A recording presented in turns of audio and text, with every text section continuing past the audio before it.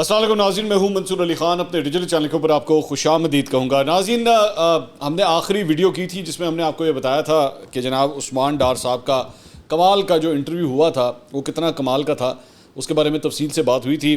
ظاہری بات ہے اس کے بعد بہت سے لوگوں نے ہم سے سوال کیا کہ جناب اگلا نمبر کس کا ہوگا، اس کے بعد اب کس کی باری ہے۔ تو اس ویڈیو میں ہم اس کے بارے میں بھی بات کرنے جا رہے ہیں، تو ویڈیو کو آپ اینڈ تک ضرور دیکھیے گا۔ اس کے علاوہ پاکستان تحریک انصاف جناب اپنا پہلا جلسہ کرنے کا اب ارادہ رکھتی ہے۔ یہ جلسہ ہو پاتا ہے یا نہیں ہو پاتا، یہ بھی بہت بڑا سوال ہے۔ اور ساتھ ہی ساتھ آج عمران خان صاحب کی 71ویں سالگرہ ہے، تو ہماری طرف سے میرے کپتان کو بہت بہت سالگرہ مبارک بھی ہو۔ اللہ کرے میرا پیغام جو ہے کسی طرح پہنچے۔ میں ان کے وکلا میں سے کسی کو فون کر کے کہوں گا کہ میرا پیغام جو ہے وہ کپتان تک ضرور پہنچایا جائے۔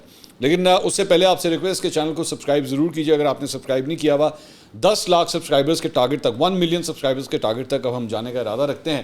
تو آپ نے پہلے بھی ہماری ہیلپ کی ہے، ابھی بھی آپ کی ہیلپ کی اشد ضرورت ہے، اور ویڈیو کو لائک کیجیے گا اگر آپ کو پسند آئے تو۔ جلدی جلدی خبریں جناب شروع کرتے ہیں۔ سب سے پہلے معیشت کے حوالے سے بات، انٹر بینک میں ڈالر آج مزید 1 روپیہ 8 پیسے سستا ہو گیا ہے اور 283 روپے 60 پیسے کا ہو گیا ہے۔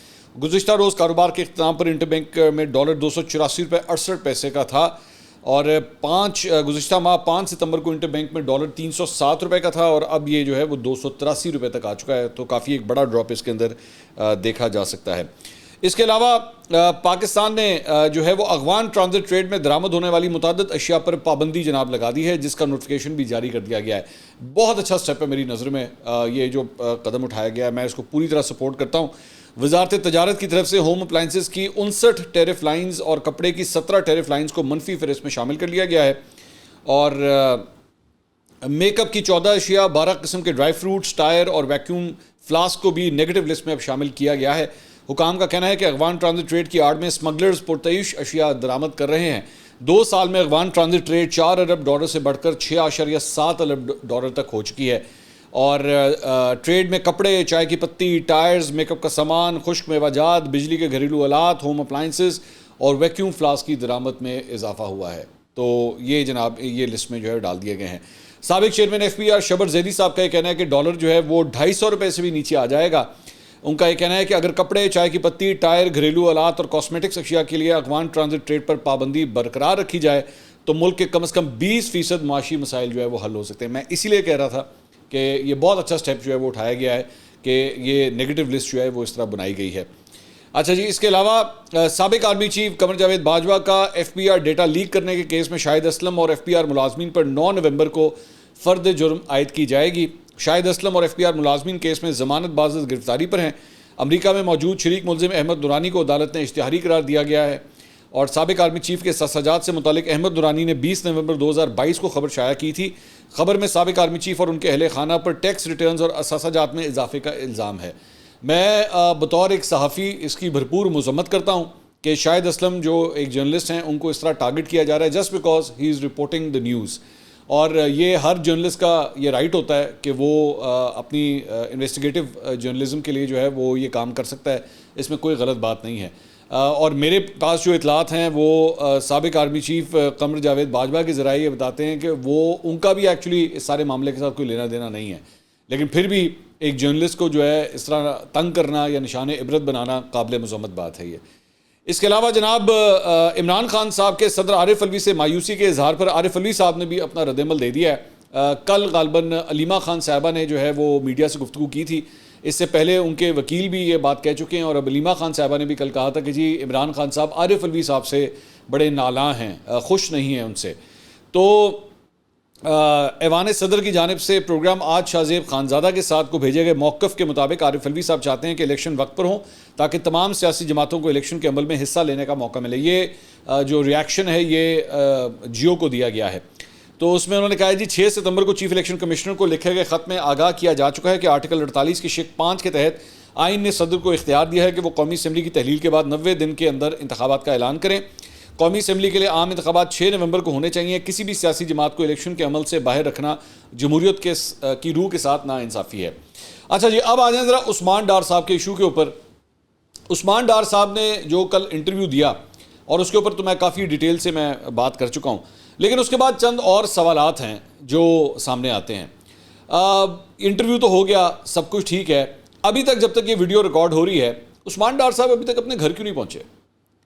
آخر مطلب وہ تو اب فیصلہ بھی کر دیا، اناؤنس بھی کر دیا کل رات کو کہ اب میرا سیاست کے ساتھ، پاکستان تحریک انصاف کے ساتھ کوئی تعلق نہیں ہے، لیکن یہ کدھر چلے گئے؟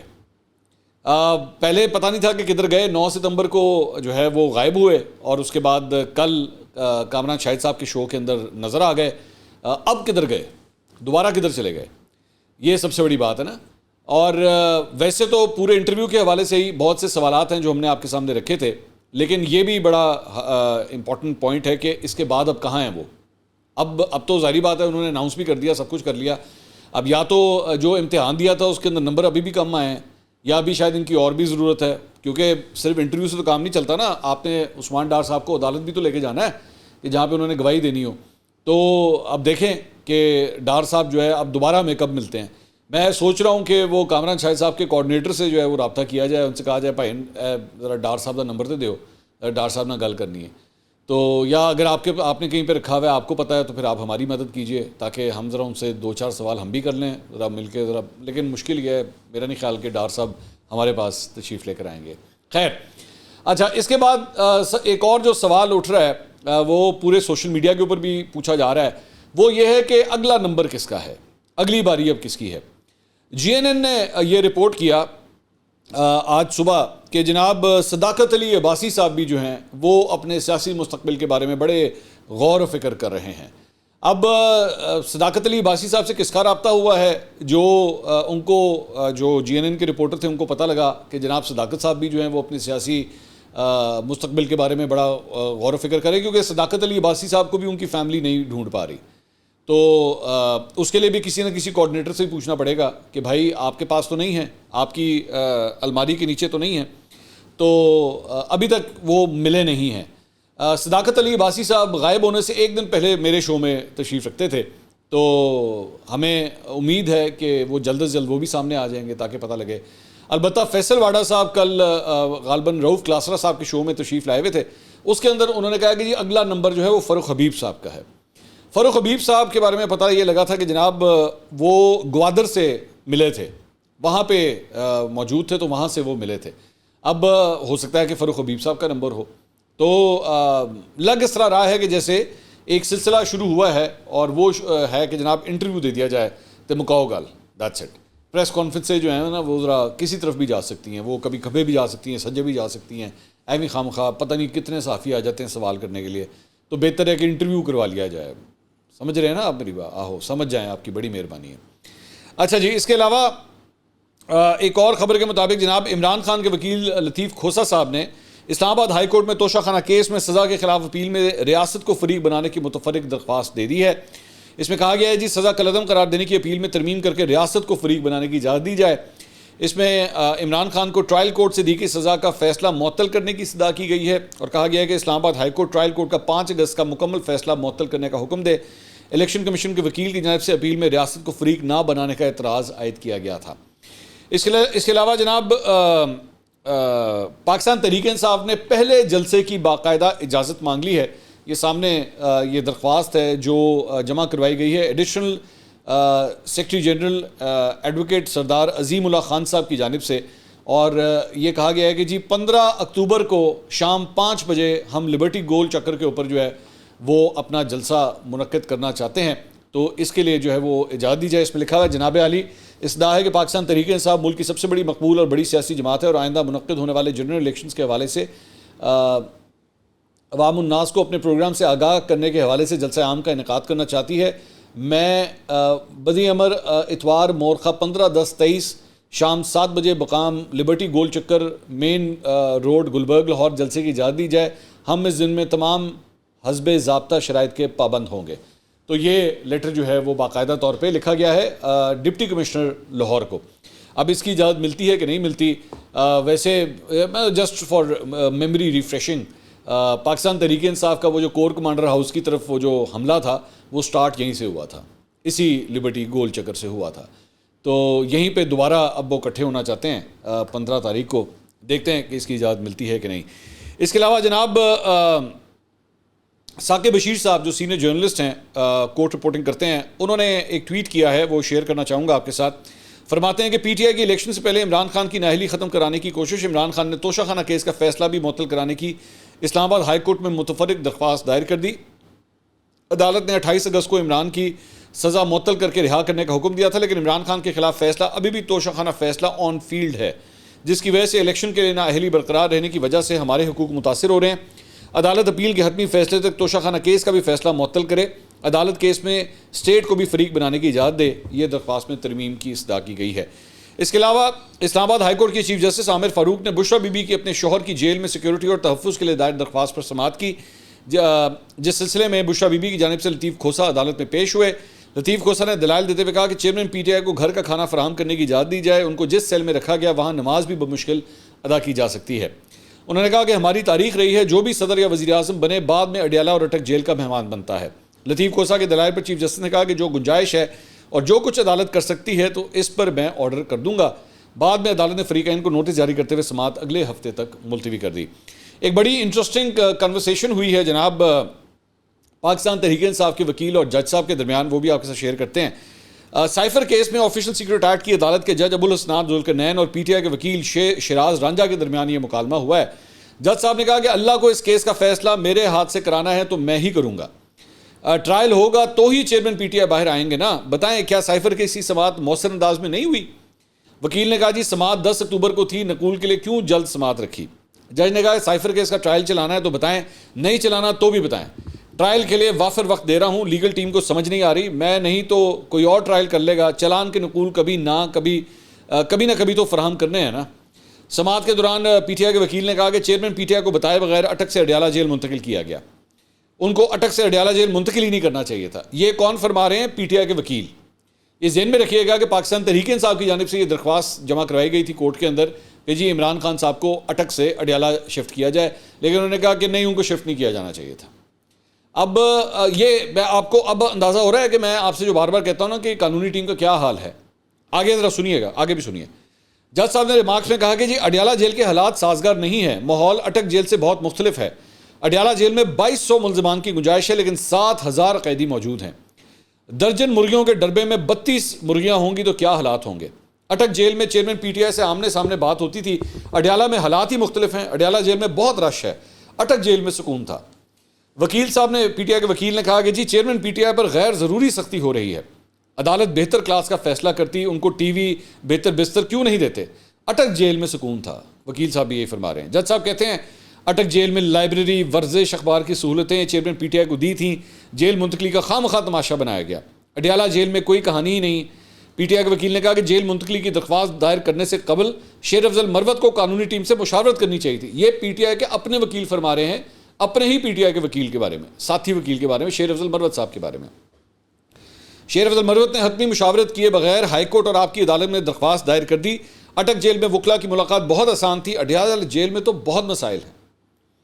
تو یہ ایک اور وکیل صاحب جو ہیں وہ شیر افضل مروت صاحب کے بارے میں جو ہے یہ سارا کچھ فرما رہے ہیں۔ جج صاحب نے پی ٹی آئی کے وکیل سے کہا کہ کل ڈپٹی سپرنٹینڈنٹ اڈیالہ جیل کے دفتر بیٹھا تھا، میرے سامنے سے 70 ملزمان گزرے، پٹرول کی پوری ٹینکی لگتی تھی، لیکن اٹک جیل میں سماعت آسانی سے ہوتی تھی۔ نوٹ کر لو سب، شکر ہے آپ اڈیالہ جیل منتقلی کے حوالے سے غلطی ماننے تو صحیح۔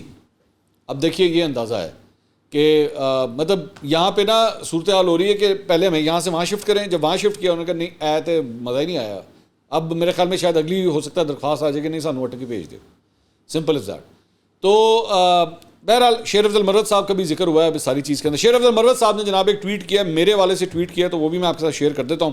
انہوں نے پچھلے دنوں اناؤنس کیا تھا، آج سے میرے خیال میں 3 دن پہلے کہ 4 دن پہلے، کہ جی میں وسیم بدامی اور منصور علی خان کے خلاف جو ہے قانونی کارروائی کروں گا اور ان کو 10 کروڑ ہرجانے کا نوٹس میں بھیجوں گا۔ نہیں خوش تھے، زیادہ خوش نہیں تھے ہمارے وی لاگ سے، تو یہ انہوں نے اناؤنسمنٹ کی تھی۔ آج انہوں نے ٹویٹ کیا ہے، اپنے پرانے دوست محسن رضا کے مشورے اور رہنمائی پر اور اپنے جھکاؤ کے پیش نظر میں نے منصور علی خان اور وسیم بدامی کے خلاف قانونی کارروائی ختم کرنے کا فیصلہ کیا ہے۔ میں ان سے امید کرتا ہوں کہ وہ مستقبل میں بھی مجھ سے متعلق کسی بھی معاملے پر میرا نقطہ نظر لیں گے اور ریکارڈ کریں گے۔ بائی دا وے، میں صرف اس ویڈیو کے ذریعے پیغام ذرا دے دوں، شیر افضل مروت صاحب کو ہم پہلے بھی یہ کہہ چکے ہیں کہ آپ اگر اپنا موقف دینا چاہتے ہیں آپ بالکل ویلکم ہیں۔ ہمارے یہاں پہ ذہن میں رکھیے گا، پاکستان تو کیا پوری دنیا کے اندر کسی شخص کے لیے کوئی ممانعت نہیں ہے کہ وہ یہاں پہ آ کے بیٹھنا چاہے اور میرے ساتھ پوڈ کاسٹ کرنا چاہے, میرے ساتھ بیٹھ کے انٹرویو میں کرنا چاہے. میرا شدید ترین نقد بھی کوئی نہ کیوں ہو. جس نے میرے زمانے میں مجھ پہ تنقید کی ہو, گھٹیا زبان استعمال کی ہو, کوئی بھی ہو, اگر وہ آ کے مجھ سے فیس ٹو فیس بیٹھنا چاہتا ہے, بالکل آئے, 100 دفعہ ہے. بالکل تنقید کرنی ہے میرے منہ پہ آ کے کریں تاکہ میں آپ کو جواب تو دے سکوں نا. اپنے ویلاگ میں بیٹھ کے کرنے کا کیا فائدہ. کوئی لونڈا لپاڑا, کوئی ہیڈ لونڈا لپاڑا, ٹھیک ہے, کوئی سب تو وڈا لونڈا لپاڑا پاکستان میں یا بیرون ملک, جیڑا آنا چاہتا ہے 100 بسم اللہ, بالکل آئیے. تو لیکن شیر افضل مروت بھائیوں کی طرح ہیں, ہم ان کے اوپر تنقید کرتے رہے, لیکن کوئی پرسنل ایشو نہیں تھا. لیکن وہ کبھی بھی تشریف لانا چاہیں, اپنا پوائنٹ آف ویو دینا چاہیں, مار کس کو پڑی کس کو نہیں پڑی, تھپڑ کیوں مارا, کس نے کس کو کتنا مارا, بعد میں کیا ہوا, وہ جو جاوید چوہدری صاحب کا شو تھا اس حوالے سے 100 بسم اللہ. آپ ہمارا پلیٹ فارم آپ کے لیے حاضر ہے, آپ جب مرضی تشریف لانا چاہیں لا سکتے ہیں.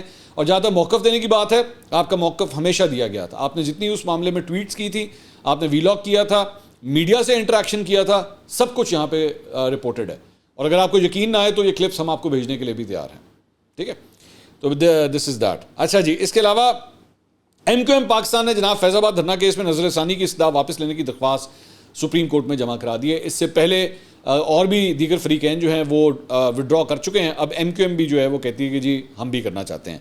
نظر ثانی کی درخواست واپس لینے کی درخواست ایڈوکیٹ آن ریکارڈ محمود شیخ نے دائر کی. اس میں موقف اپنایا گیا کہ MQM اور رابطہ کمیٹی کی ہدایت پر نظر ثانی پر کارروائی نہیں چاہتے. اس سے قبل انٹیلیجنس بیورو, پیمرا اور وفاقی حکومت نے بھی فیض آباد دھرنا کیس میں سپریم کورٹ میں دائر نظر ثانی درخواست واپس لینے کا فیصلہ کیا تھا.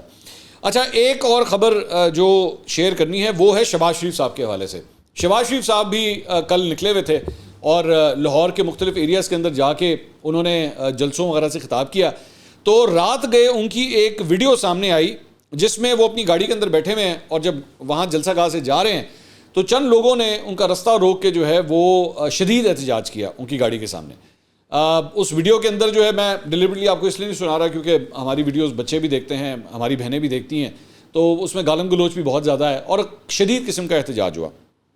تو ظاہری بات ہے لوگ مہنگائی کی وجہ سے اور PDM کی جو گورنمنٹ کی جو پرفارمنس تھی اس کے اوپر اپنا رد عمل دے رہے تھے اور وہ کیا شہباز شریف صاحب کے سامنے. تو شہباز شریف صاحب نے آج اس سلسلے میں ٹویٹ کیا. انہوں نے کہا کل میں اپنے قومی اسمبلی کے حلقے سے عوامی رابطہ مہم کا میں نے آغاز کیا. اس کیمپین کا مقصد صرف اپنا ایجنڈا عوام کے سامنے رکھنا ہی نہیں بلکہ ان کی باتیں اور تجاویز سن کر ان سے سیکھنا اور مسائل کا حل تلاش کرنا بھی ہے. کل میرے حلقے سے کچھ لوگوں نے میری گاڑی روک کر اپنے مسائل بیان کیے. آج میں نے ان کے نمائندوں کو مدعو کیا, ان کے علاقے کے مسئلے کو سنا اور ان کے حل کی یقین دہانی کروائی. میرے نزدیک سیاست کی ایک عبادت ہے اور یہ عبادت خلق خدا کی خدمت کر کے ہی کی جا سکتی ہے.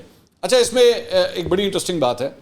میں آپ کو ابھی سے مجھے لگتا ہے میں ایک مطلب اپنا ایک ہنچ, پریڈکشن تو بہت سخت لفظ ہو جاتا ہے, ہنچ میں دے سکتا ہوں. یہ مسلم لیگ نون کے صدر ہیں شہباز شریف صاحب, ان کے ساتھ جو کچھ ہوا ہے نا, انہوں نے کہا کہ جی میں نے ان لوگوں کو آج بلایا اپنے پاس. انہوں نے ویڈیو بھی شیئر کی کہ وہ آئے اور وہ لوگ ملے. اب مجھے آئی کی ناٹ سے ود کنفرمیشن کہ یہ وہی لوگ ہیں یا کوئی اور لوگ ہیں, لیکن یہ لوگ آ کے ملے ہیں. اس طرح اس کا ایک اور جو اب نقصان بھی ہوگا وہ یہ ہوگا کہ آئندہ جب آپ کہیں پہ جائیں گے نا تو لوگ آپ سے ملنے کے لیے اب آپ کے سامنے اس طرح احتجاج کریں گے. اور اب آپ نے چونکہ ادھر ان کو اکوموڈیٹ کیا ہے تو آپ کو آئندہ بھی اکوموڈیٹ کرنا پڑے گا. اور ایسا نہیں ہے کہ یہ صرف شہباز شریف صاحب کے سامنے احتجاج ہوا ہے, عمران خان صاحب کے ساتھ بھی یہ سب کچھ ہو چکا ہے کہ وہ گاڑیاں ان کی روک کے جو ہے لوگوں نے احتجاج کی ہیں, ایسی بات نہیں ہے. لیکن مسلم لیگ نون کے صدر کے ساتھ جو کچھ ہوا ہے, مجال ہے ان کو ڈیفینڈ کرنے کے لیے مریم اورنگزیب جو ہے نا وہ TV کے اوپر آئیں. نہیں آئیں گی نہیں آئیں گی. آپ دیکھ لیجیے, میں کل کسی سے بات کر رہا تھا تو اس نے بڑا خوبصورت نام مجھے دیا. اس نے کہا کہ یہ دیکھیے یہ مریم اورنگزیب نہیں ہے, یہ اسٹیچو آف مریم ہے. جس سے ایک اسٹیچو آف لبرٹی ہے نا, اسٹیچو آف لبرٹی یوں کر کے کھڑی رہتی ہے, بس کچھ نہیں کرتی, وہ صرف کھڑی رہتی ہے, نہ کچھ بولے گی نہ کچھ کرے گی. تو یہ اسٹیچو آف مریم ہے. یہ پارٹی کو آگے TV شیوی پہ ڈیفینڈ کچھ نہیں کریں گی, صرف واٹس ایپ کے اوپر جو ہے وہ چیزیں ریلیز کرے گی, پریس ریلیزیں نکالے گی, دیٹس اٹ, اور کچھ نہیں کرے گی. تو یہ اسٹیچو آف مریم ہے. تو اسٹیچو آف مریم جو ہے وہ آپ کو پریس کانفرنسوں میں نظر آ جائیں گی, لیکن مجال ہے کہ آگے اپنے صدر کو آگے ڈیفینڈ کریں گے, نہیں کریں گی. اگلی ویڈیو میں آپ سے دوبارہ ملاقات ہوتی ہے. اللہ حافظ.